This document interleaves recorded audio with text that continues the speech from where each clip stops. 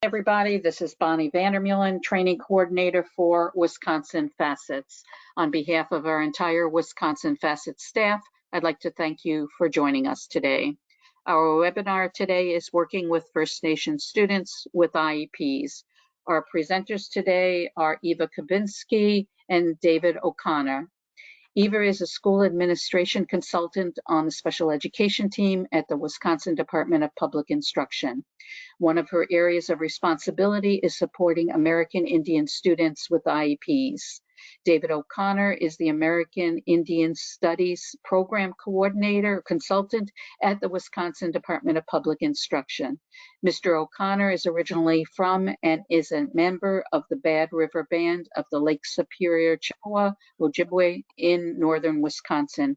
It gives me great pleasure today to introduce to you both Eva and David. Thank you, Bonnie. Hello, everybody. Thank you for taking the time to join us and explore some of the issues related to working with American Indian students with IEPs. It's always an interesting audience when it comes to Facets presentations because part of you are probably coming in as parents, others are coming in as educators. So we're going to try to straddle both sides of the fence there, but if not, please accept our apologies.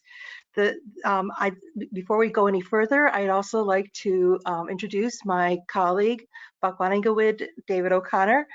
David, can you please tell the folks about yourself? Certainly. Just first and foremost, good afternoon, everyone. As you just heard, my name is Bagwagniwid David G. O'Connor. Bagwagniwid is my traditional Anishinaabe name, which means broken wing.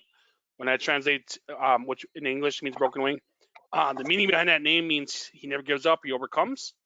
Appreciate the opportunity to be in this space with you and to learn with you, as well as the opportunity to co-present with my colleague, Eva Kabinski. Good afternoon.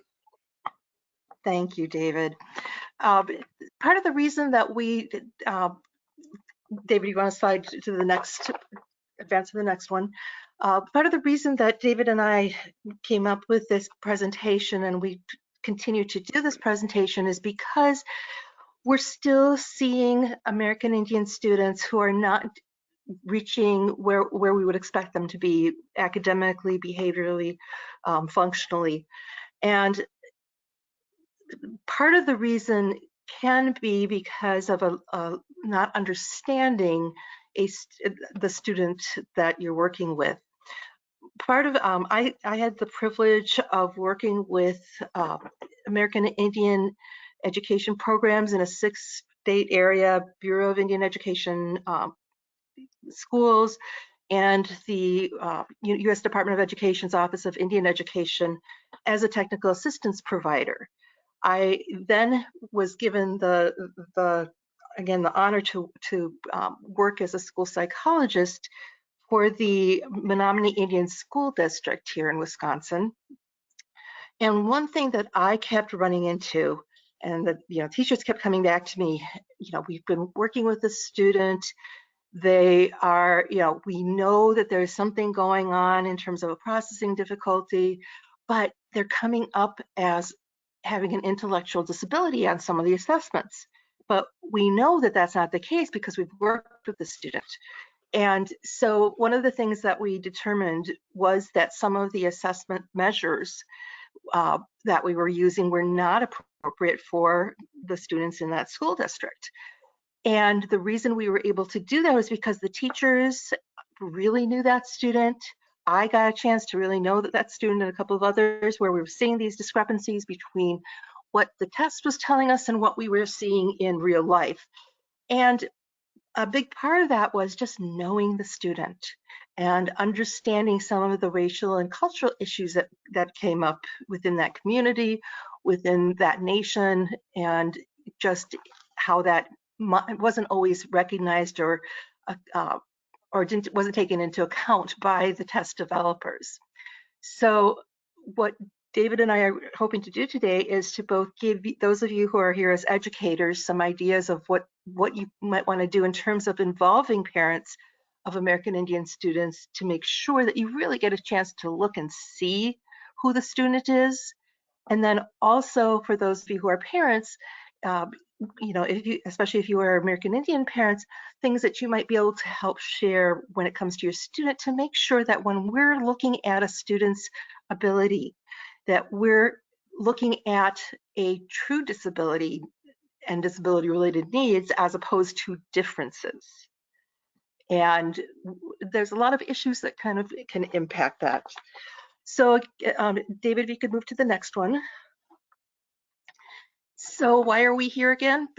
Even though American Indian students are provided the same mainstream curriculum and educational experiences, they're taught to the same standards, they don't always end up as being as academically successful as their non-peers. And in this one, I know it's not very easy to see the numbers. This came actually off of our WISE Dash, which is the data dashboard that we have at DPI. And when we're looking at American Indian students, and we're looking for those in terms of the purple, we want purple or blue, which are the proficient and advanced. American Indian students, when it came to in English language arts from grades 3 through 8, we're only seeing 13.3% of American Indian students are proficient. And as opposed to their white peers who are almost 40% higher because of the being proficient and advanced. And so it's really, if this were because there was a true difference, I mean, if we would expect to see similar frequencies in terms of how many students are proficient and advanced. So something else is happening here. Something else is going on that is not allowing these students to demonstrate proficiency the same way that their white peers and other peers are. Next one, please. So again, we're here to try to share some important information that will hopefully help create common understandings and communities between educators, families, and students. Next one, please. David will now kind of review some of the topics that we're going to be sharing.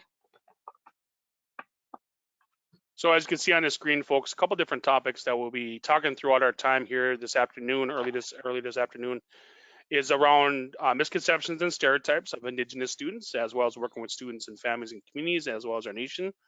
Have an opportunity to briefly touch upon sovereignty, specifically around tribal sovereignty. Have an opportunity also to talk about what are some things we'd like to look forward to in terms of building respect as well as trust, as well as an overview of our Native nations of our state here in the state of Wisconsin. And so these will be the topics that we'll be briefly touching on throughout our time here this afternoon. So in terms of some common misconceptions and stereotypes, a lot of times when you have conversations with educators and other different folks, stakeholders across the state of Wisconsin, a lot of times these are common things that we would hear about Indigenous people. So a lot of times I always hear all American Indians live on reservations. Well, that's not the case actually. In Wisconsin, in the state of Wisconsin, 40% of our Native people live on reservations. 60%, like myself, I live in Madison, Wisconsin, or Milwaukee or Green Bay, live off reservation. Nationwide, it's actually 70% of all Native people live off reservation, and 30% live on reservations, as example. All in terms of another common misconception and stereotype, what we hear frequently is that all Native people receive what we call per cap, or stipends from their tribal government due to their gaming establishments that they have. There is some nations that are able to do that. That's part of their sovereign right to determine what is best for their members of their nation.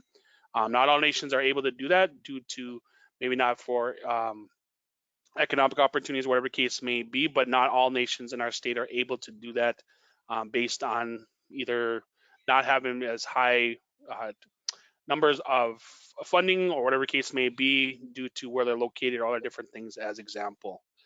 I always hear that a lot of times that all the First Nations students get free college education. I would definitely encourage you to contact my student loan processor and see if that is the case. They would probably give you a big smile and maybe laugh. That is definitely not the case by any means. As someone but I put it as an investment into my life in terms of what are some things I like to get in terms of paying for my college tuition. Also, quite a bit. A lot of times, I always hear that there is only one Native American culture. That is not the case. We are, over 574 federally recognized nations. We're over 60 plus state recognized nations across the United States. And in Wisconsin, we're home to 12 nations. And so, I always try to tell people when you talk about indigenous culture, it's cultures. So I pluralize it on purpose. Just like when I talk about histories, it's Native American histories or indigenous histories. So I pluralize that on all purpose. As well as all indigenous people are deeply connected to the environment and animals, as well as we all know each other. I always say these are common misconceptions that we consistently hear, as well as stereotypes about how Native people across our state, as well as elsewhere. A good example of that a lot of times is when we get an opportunity to do, if you ever get a chance, I would strongly encourage you to do this. Go to a search engine like Google or Bing or Yahoo, whatever the case may be, and you could type in different demographics, different racial groups as example. And so when you type in American Indian, a lot of times into that section, it's always historical imagery. It's always very male driven. And if you do see contemporary images in there, it's always in what we call power regalia or outfits as example. And so when you look at other demographics, it's very different, like Black or African American, Hispanic or Latinx, or Asian American as example. Those are all very contemporary images, and that you would consistently see very much like this as example.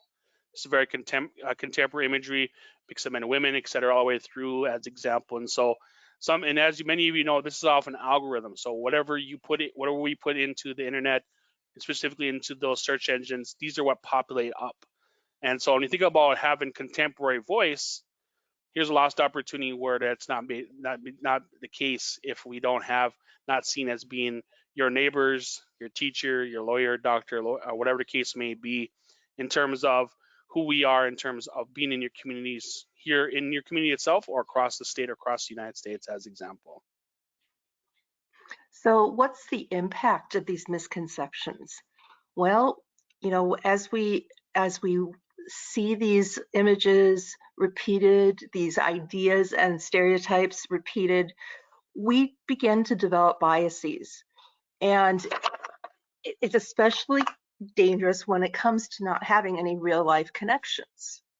I always give the example that my mother came from Poland in the early 1960s, and her only exposure to American Indians were through some trips that we took, especially through the Southwest, where we drove through some of the pueblos and some of the reservations there. And her perception was that all American Indians, especially those who live on reservations, are abjectly poor, do not have any resources, that it's a dangerous place, and just really had some very stereotypical perceptions. But when I did get my job with the Menominee Indian School District, she came up with me just to see where I was working, and she was just so happy when she saw the sign saying, "Welcome to the Menominee Nation." And she was like, "Oh, they don't call themselves a reservation, they call themselves a nation." And she was impressed with, just the beauty of the area. And it was a complete change for her.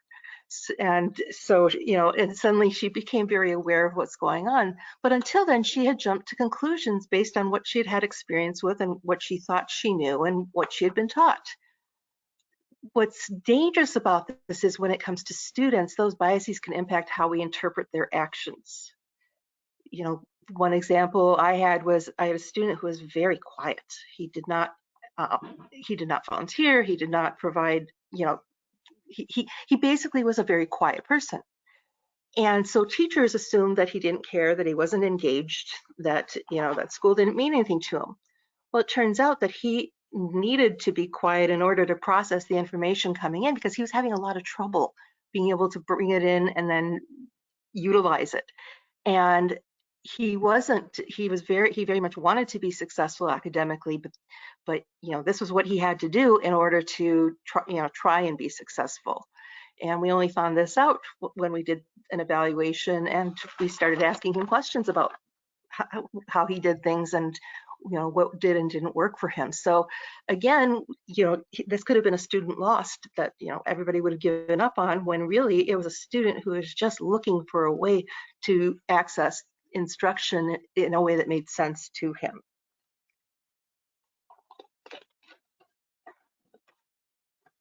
Okay, if you could go to the next one, David. So how can we fight stereotypes and biases? I was asked once to review some test items for the dynamic learning maps assessment, and it was a story about just touching upon American Indians in history and in the United States. And as I'm going through it, they talk about, and there are American Indians today, but as David mentioned, the only picture they had was of a gentleman in his powwow regalia.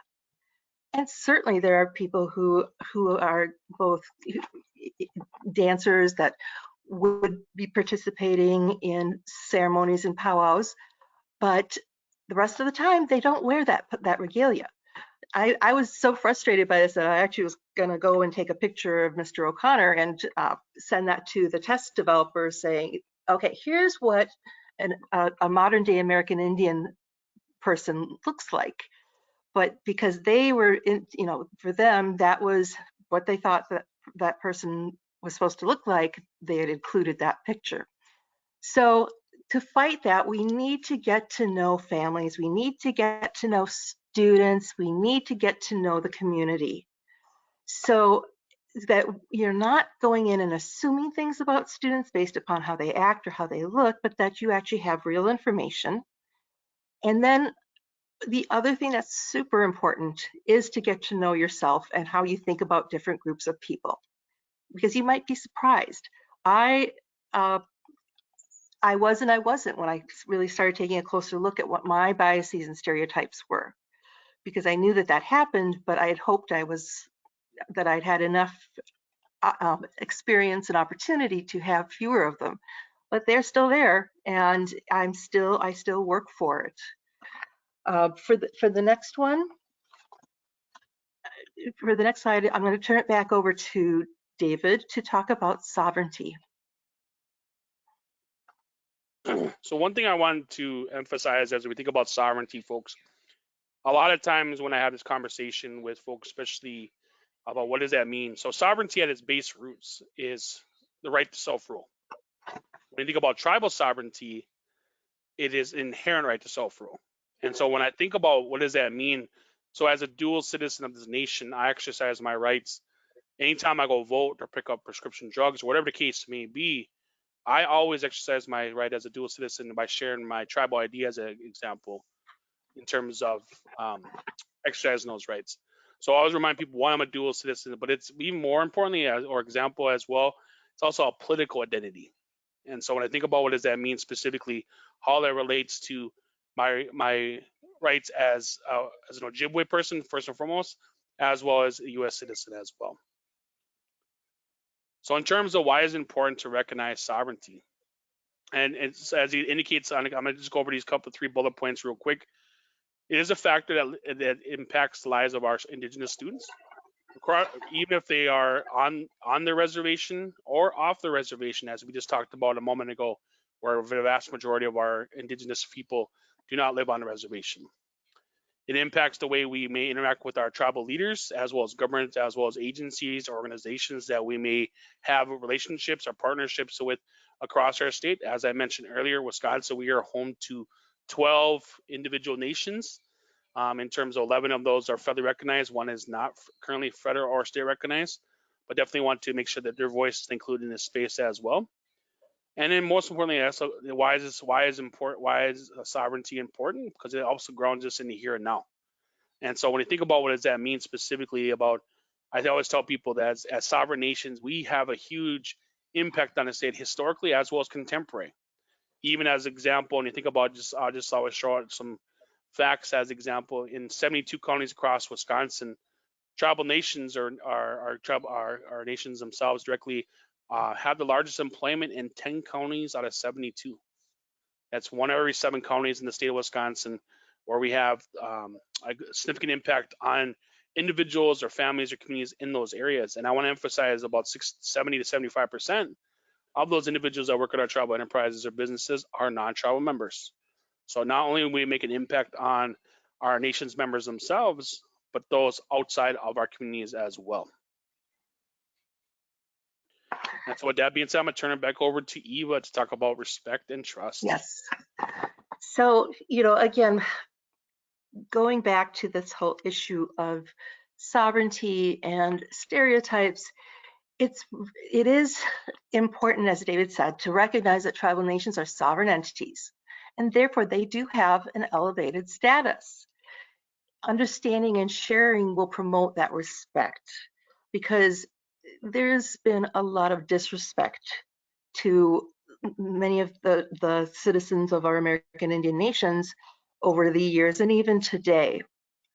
And providing respect is not how many Indigenous communities have been treated in the past. And just to then add to that, it's not how many American Indian adults were treated. So I'll turn this back over to David. So as we think about moving forward, one of the areas that we also want to build on is thinking about how words matter and language matters. And so as we talk about, so we talked about representation mattering. Now we're talking about words mattering. And so this actually comes from a thing called the radical copy editor. And so as you can see in those little bubbles up there, they talk about different words or phrases that have been used in the past, or maybe even today, in many cases where I've heard these terms used, and how they impact our work with our families and communities and nations across our state, which has a direct impact on our work with students. So I'm going to read what's underneath those bubbles in that one on the image on the left. Language is a vessel of cultural stories, values, and norms. In the United States, everyday language perpetuates the oppression of different demographics such as Indigenous people. Native people or Indigenous people exist and deserve respect like any other group of people they are not historical artifacts, caricatures, or mascots. Practice the truth by questioning origins of words that we use. So as a few words that we see throughout here, off the reservation, or why don't we go do a rain dance, or Geronimo, or they're on a warpath. So terms I even still hear quite frequently is bury the hatchet. Or even when I heard this on a recent documentary that's one of my favorites, documentaries all time, The Last Dance with Michael Jordan of Chicago Bulls. There is on episode 2 where Michael Jordan references being the low man on the totem pole. Talk about his experiences joining the Bulls as a rookie. And I'm like, I wish he would have chose a different form of words to describe that as example, which leads into here, where you can. Choosing your words does matter, folks. Once again, words do matter. And instead of saying, let's have a powwow about this, I can always just say real simple, let's meet about this. Instead of saying lowest man on the totem pole, which I just talked about, lowest rung on the ladder.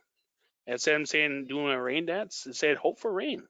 So there's always ways, instead of using maybe historical or words that we've consistently have heard, many of us, we can choose our words in a good way that is more respectful, as well as we just talked about just a few moments right here, in terms of how our work is with our students as well as their families and etc.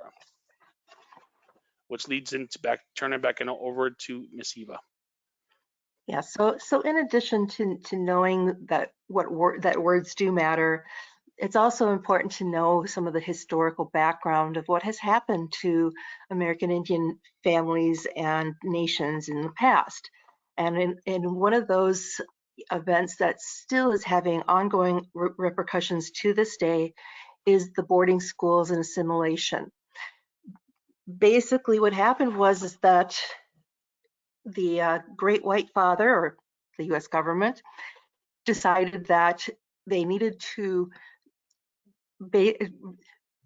get rid of the Indian in order to save the man. That it was important to take children from the various Indigenous communities and to teach them how to be proper white people. However, what happened was that in many cases they were taken from their families, taken quite far away.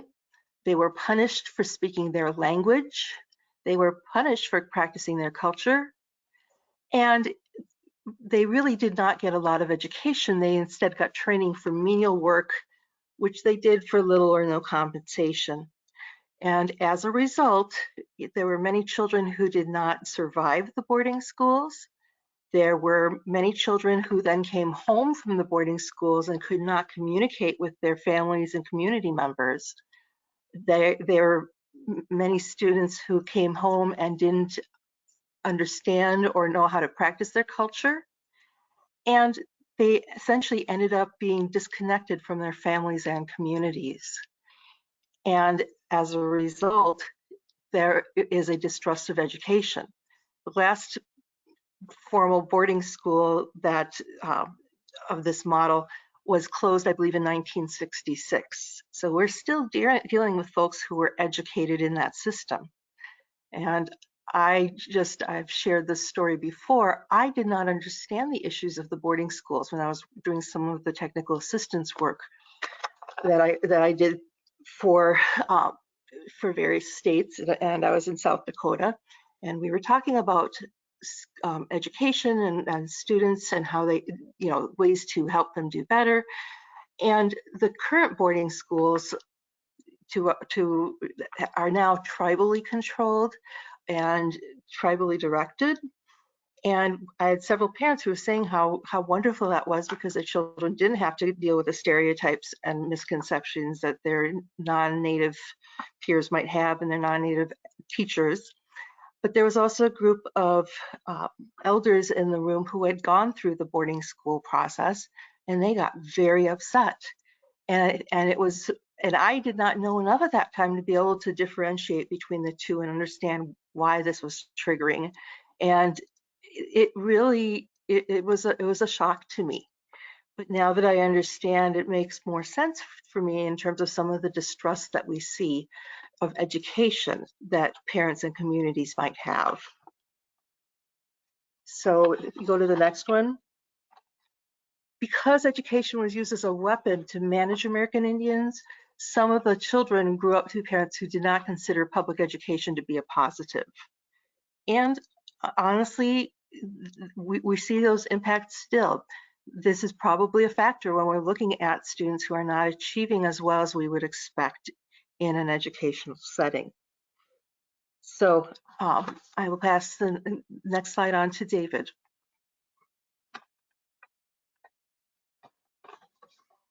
So as we think about this disconnection from education, so what, as it indicates on the screen, what Native American students are taught in school may contradict what they're taught in their homes and communities.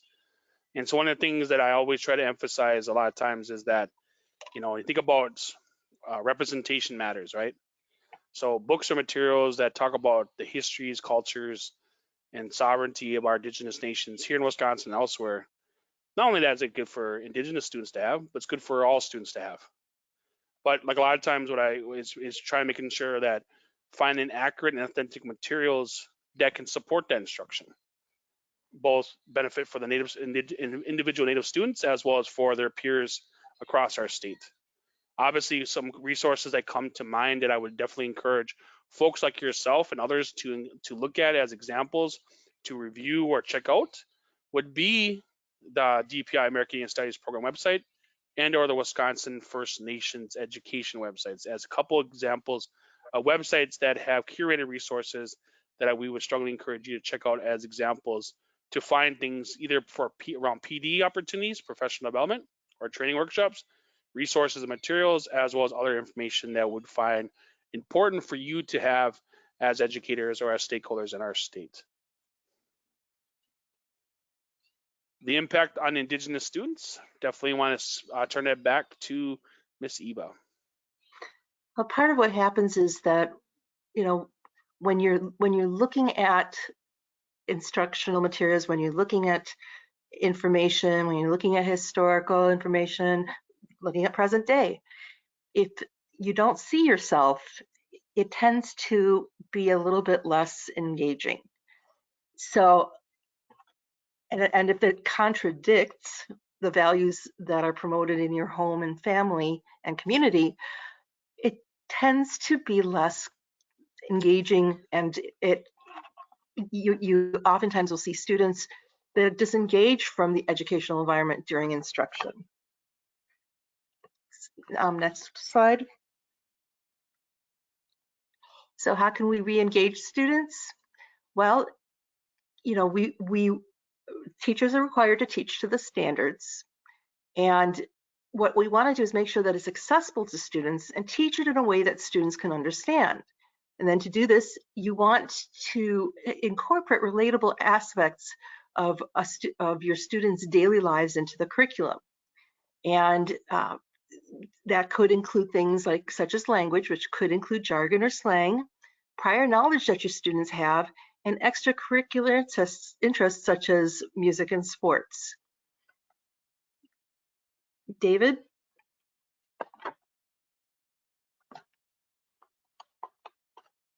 So as we think about why culture matters, as it indicates here on the screen, it permeates every aspect of ourselves as a people, as communities, and our schools, etc. I go down a list of many different things where it impacts our work. And so culture responsive practices, as example for our Indigenous students, it doesn't just impact their success, it impacts all of our students. And so one of the things that I always try to talk about when I have conversations with educators is, how do you define culture? What does that look like?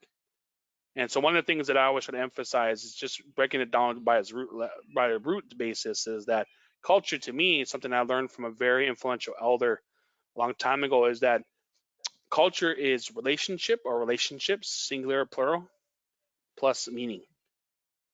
And that understanding that culture, we as individuals have multiple cultures, not a culture that impacts us in terms of who we are and how we relate to other folks, as example. And so for me, I have, I'm a Anishinaabe, and that's one aspect of my culture. I have other cultures that make up David. I'm an educator, that's a culture. Being a parent is being a culture. I got a list of many different things that define who David is, or Bagwagniwid, in this case, as example, in terms of my relationship with the greater world around me. And so when you think about teaching culturally, that's the one thing that I always try to drive home more than anything, is that one thing I always see in schools or in areas is that we feel more comfortable teaching about cultures versus teaching culturally. And to me, there's big differences between those two. So when I think about teaching about cultures, that's about learning about the foods, festivities, heroes, and holidays. That's that very surface level. When you think about teaching culturally, it's where you as an educator, not just a teacher, but you as an educator, can be administrator, student services, whatever the case may be, where you become active guy with your students, meaning you learn with them. When I think about back to my best experiences growing up, the teachers I had the best rapport with, especially my K-5 education as example, were those individuals that helped me develop into the student I was, but at the same time, they learned from me. And so when I think about those opportunities, it's a golden opportunity for that educator to grow their practice from having an opportunity to learn from their students, but not at the same time, not putting all that burden, say, hey, David, teach about your native cultures or whatever the case may be. That's not what I'm trying to say.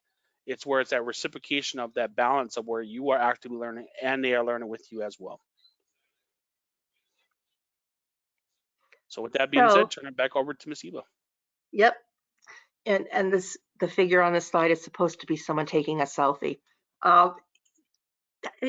In order to help educators better understand a student, I gave you the example of the fact that educators were seeing disconnections between what test scores the student was getting on some of the standardized tests and what they knew the student could do because of their real life experience with them. IDEA, the law that governs, the federal law that governs special education, requires that no student should be identified as having a disability based on one measure. It's important to use multiple measures so that we can get the best possible idea of who that student is. So, for example, educators might be working with parents to better understand the student and how the student is in their classroom and how the student is at home. I always made sure that I asked the student themselves, what do you think is going on? What helps you? What do you want to be when you finish high school? All of those things gave me a better picture of who the student was. Whenever possible involving the student deciding how to best demonstrate learning. I had one student who knew that he had a hard time staying focused unless he was by himself in a room. And he told me, he said, you know, if I will do better if I'm just with you than if I'm trying to show you something in the classroom. And that was a really insightful thing for that student to be able to do. And students do tend to have that understanding. It's just nobody asks nobody. We often forget to ask them their opinion. So using multiple methods to assess learning, we don't want to just do standardized assessments. We want to make sure that we do things such as observations in various settings, that we do some interviews with both the student, the parent, and educators. Make sure that we're using these different ways of understanding the student to get the most comprehensive picture, get a 3D image rather than a flat 2D photograph. And also employing universal design strategies. There are certain things that can be done in a classroom that will benefit every student. Matter of fact, there are physically universal design strategies came originally from some of the architecture used to make buildings accessible. You know, we know that before I ended up having a disability, I still found the cuts in the sidewalks to be helpful for me, because especially if I had a rolling bag with me, it just made it easier than having to keep lifting it up. So there are certain things that we can do for every student to try and eliminate barriers that don't need to be there. Next slide, please.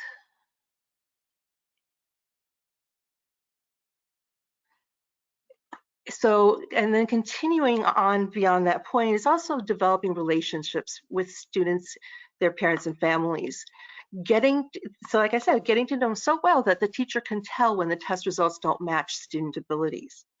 Not blaming the student or parents, addressing the difficulty rather than casting blame. That's especially important. You know, that's one disconnection I have with some of the ways that we approach special education, because as I told students, it's not their fault that they are an Apple-based operating system in a world of PCs.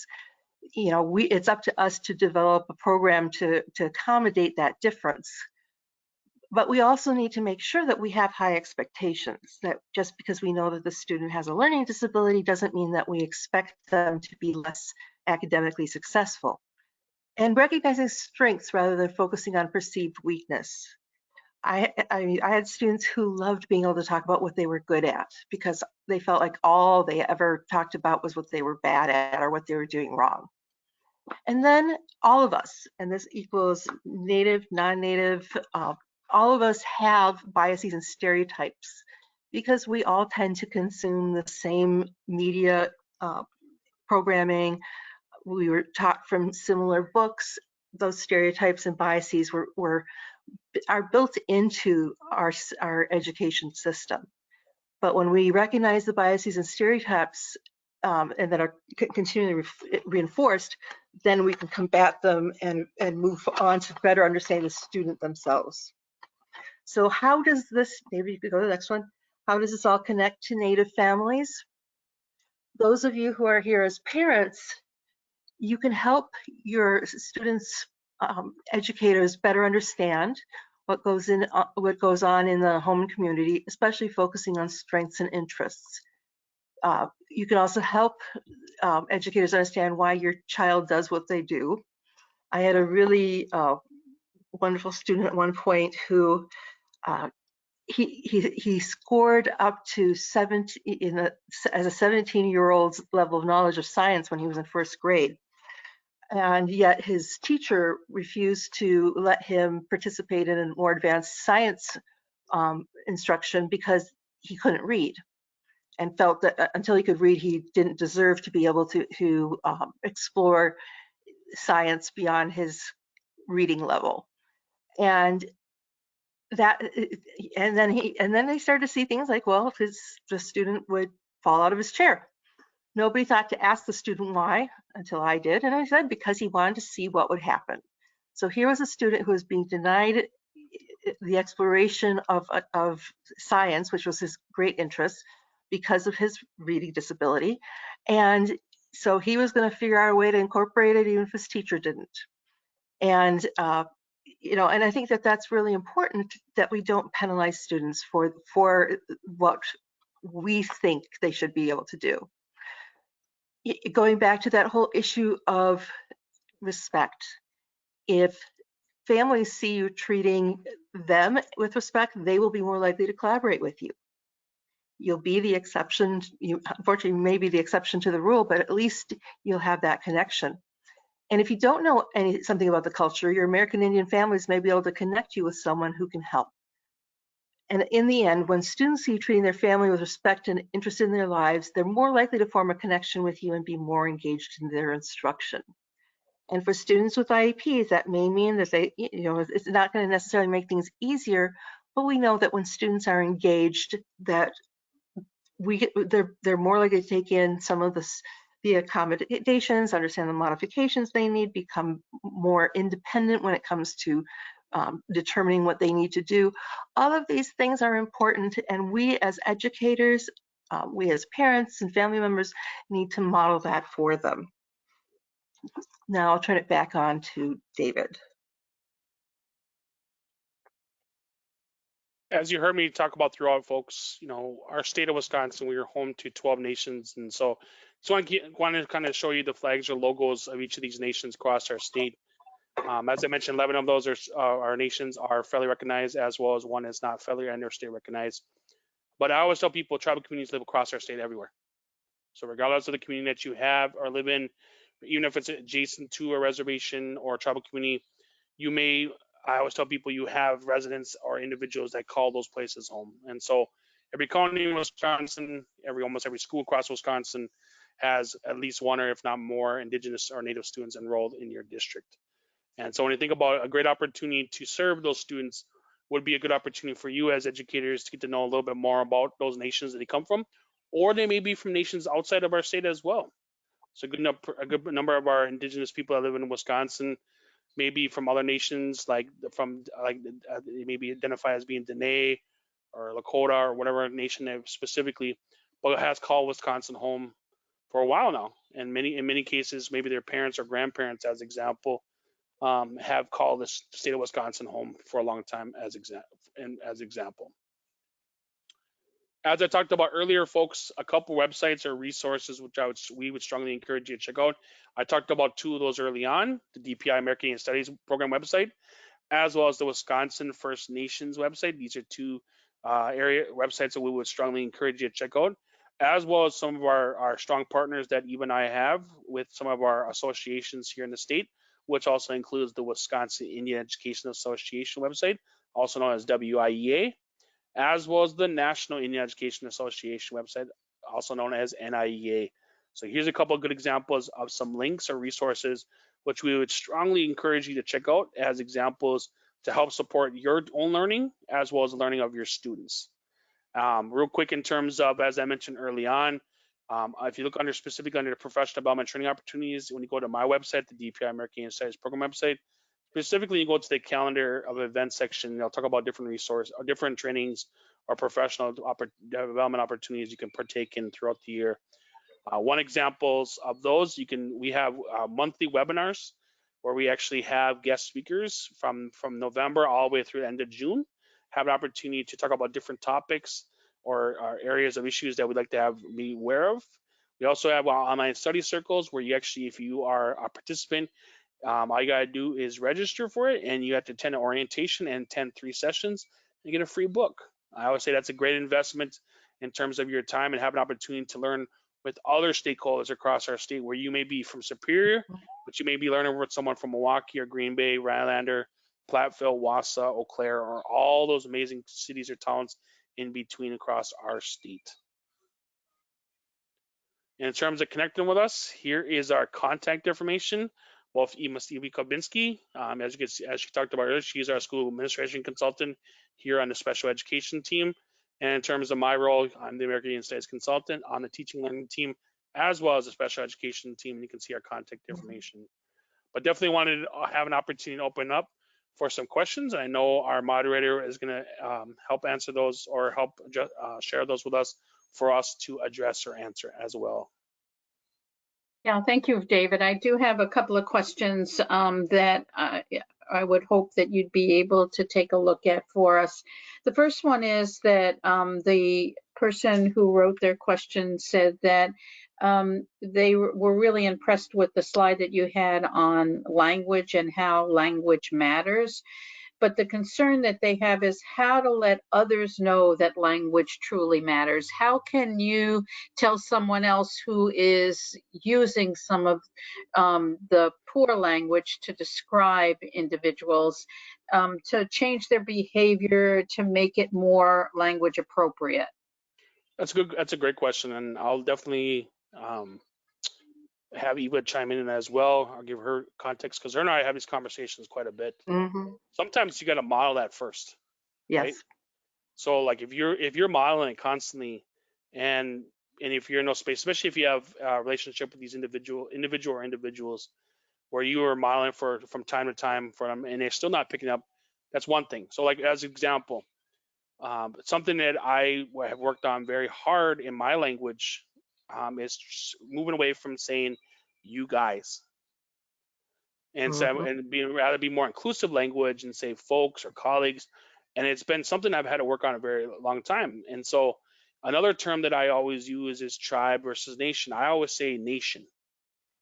I think nation and tribe have a very different context and meaning behind them. And I think nation, that's, as example, talks about that government to government relationship between like either our nations in Wisconsin and state government and or the federal government as example. And so for me, step one is modeling. Step two, then it's having that honest conversation with those individuals. I always tell people, if you recognize that there's an issue and you're not saying anything, then you're also part of the problem because you're allowing it.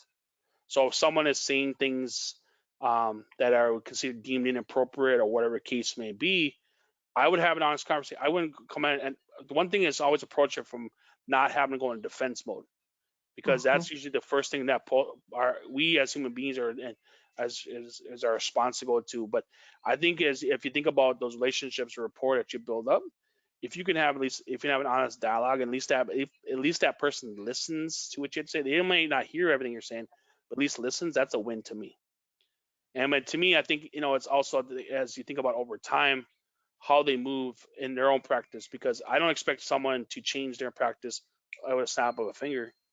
But if you look at increments or building up over time where you see positive changes, that to me is the win. And so what I'm trying to tell people is you got to invest time and effort in that then, Hmm. because it's not going to change overnight. Because at the same, I always remind people, as someone who's went through the same education system like many of us have, I have had to unpack and unlearn a lot of stuff myself. Even learning about, understand what indigenous people are, and I'm an indigenous person myself. And so that's something, some of the things I always look at as examples of how you move this work forward in a good way, in the right way. And so for me, it's the small steps that make a big impact later on, I always say. But I'm gonna throw it to Eva and have her weigh in as well.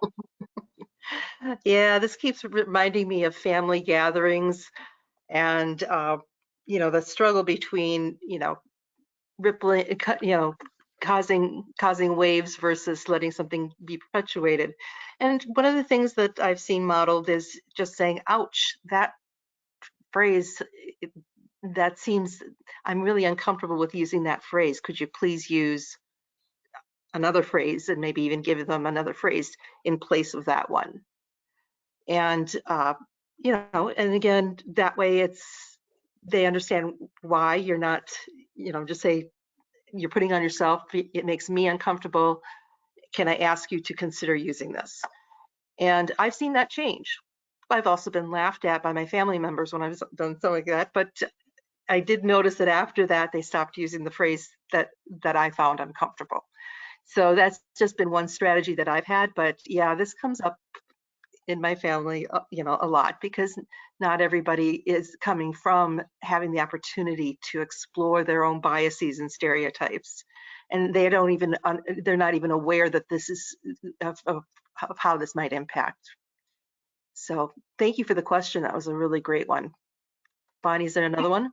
Yes, I do have another one that's related in some ways, but the person who posed this says that they don't want to make this anything that has to do with political kinds of things, but they Mhm. said that they'd like to have you talk a little bit more on teaching culturally, because the concern that they have is that in the atmosphere that we have now, and with the interference of a lot of people into what people teach in schools, how can you have people buy into teaching culturally?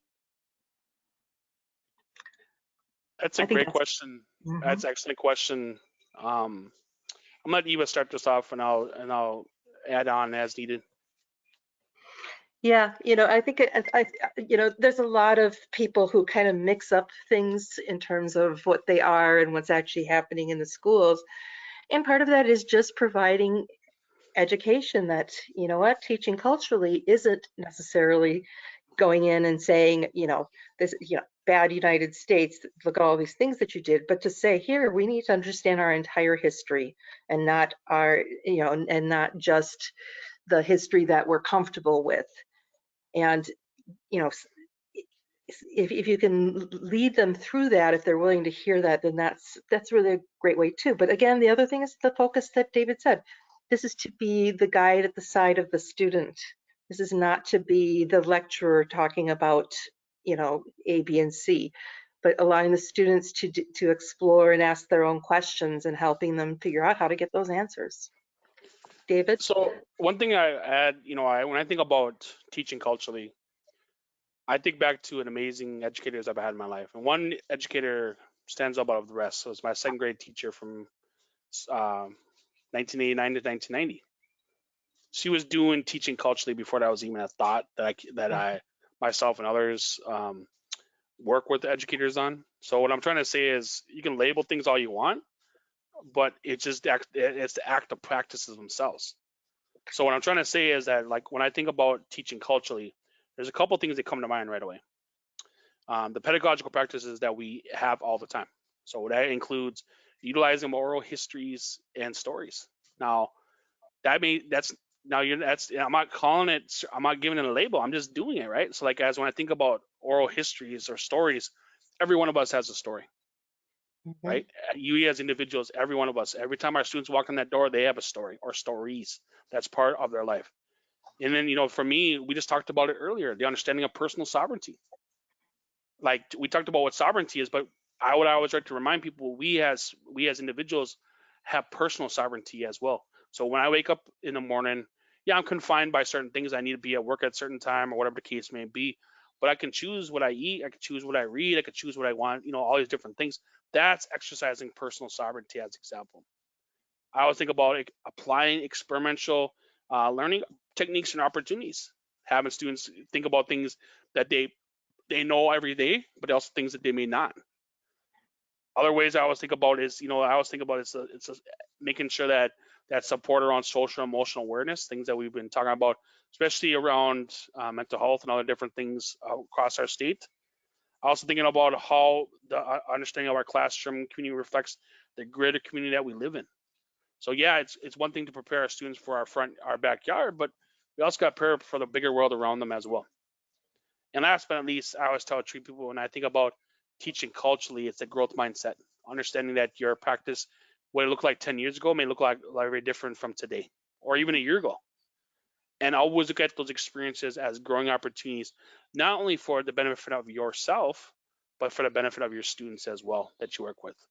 And so those are just a couple quick things that come to mind when I think about teaching culturally, that you don't even have to get into the facts of talk about politics of different things. It's just that when we start adding labels to things, that's how it gets picked up and put into different areas. But for me, teaching culturally is just good for all students and families and communities, Mhm. as well as our nations that we work with. Agreed.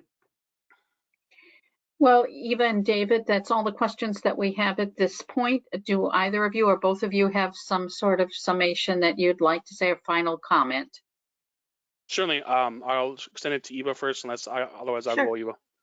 No, I think that the message I hope that you all are getting from this is that if you really want to help students become their very best, you have to see them, and you have to look at them for who, and listen to what they're telling you rather than assuming that you know. And that makes a huge difference in terms of how you're going to teach, how you're going to do your practice, and then that, I think, is a family's role too, is to help their child's teachers better understand their child. So if that's the only thing you take from this, I will be happy. David? Yeah, just to build on that, one of the things I always try to instill in this conversation is that, a lot of this work that we've been talking about throughout our time here today, it's good for all students, period. Mhm. And one of the main things I want to drive home is that, like Eva just talked about, is that the ones that and I always try to tell people, when you think about those teachers or educators that made a big impact in your life, think back to why they did. And to me, it was the relationships I had with them. Mhm. The ones I struggle with, I didn't have any relationship with them, period. And I'm not Mhm. trying to say that you should know everything about my background. That's impossible. What I'm trying to say is, the effort shown, the opportunities to grow and understand things differently over time, makes a big world of difference. I mean, I still have people to this day tell me this, and I'm always shocked when I hear it. I have friends of mine I'm 40 years old, and they'll say, David, the only time I ever remember going out to the reservation in my entire life is that time that Miss So-and-so took us out there in second grade to visit with different speakers from your community and others. He said, the only time I ever been through go through your reservation growing up was driving through it and driving back through it. Other than maybe stopping at the local gas station and or stopping at the gaming establishment that you have. That's it. And I'm like, you're 40 years old, and that's the only, and you live here your whole life, and you still live here. That's the only time you've ever been out to my nation, as example. That's really sets the tone and conversations moving forward very differently. And so one of the things I even just talked to with the school district this past week, where I did a full day training around teaching culturally, as example. One thing I tried talking about, I said, how many of you have ever visited your nations or your communities that you serve? And none of them rose their hand out of almost 100 people in there. That is, other than the one person who was a tribal member said that, yes, I have. And I said, well, you not only have one tribal community or two nations near you, but you also have surrounding other non-native communities. How many ever visit them? And none of them said, I raised my hand, other than living there. I think that's a lost opportunity. If you're truly going to serve a community or people, you should at least have an opportunity to continually and actively, not just one time, but continue and actively have an opportunity to learn with them. And I want to emphasize with them, because it's Mhm. not like you talk to them or vice versa. You learn with each other. That's a huge opportunity to grow your practice, both as an individual as well as an educator itself. But with that being said, folks, I want to say on behalf of the Wisconsin Department of Public Construction, Dr. Jill Underlady, our state superintendent, I just want to say miigwech, which is Ojibwe for thank you, for all that you do for our students, our families, our communities, as well as our nations. And so on behalf of both myself and Eva, I just want to say that big shout out to Wisconsin Facets for this opportunity to be in this space to Yes, learn with you thank as you. well. So thank you, everyone. Sure, and I just want to make a comment that one of our participants did, and she actually used the same word that you did in saying thank you. And she said that thank you to her most inspirational teachers. She appreciated your great answer and will definitely use the information. So I thank you both so very much, both David and Eva, for your participation today. I know that I learned a tremendous amount, and I know that those who participated did as well. So this will conclude our webinar today. Thank you all for joining us. Please be reminded that Wisconsin Facets has over 100 trainings and webinars for the year 2022. And please feel free to check out our website calendar and register for any of the upcoming trainings that may be of interest to you. Again, watch for that short evaluation that will be coming your way after today's live presentation. Again, thank you to Eva and to David, and thank you all for joining us. Bye-bye, everybody. Goodbye. Take care, everyone.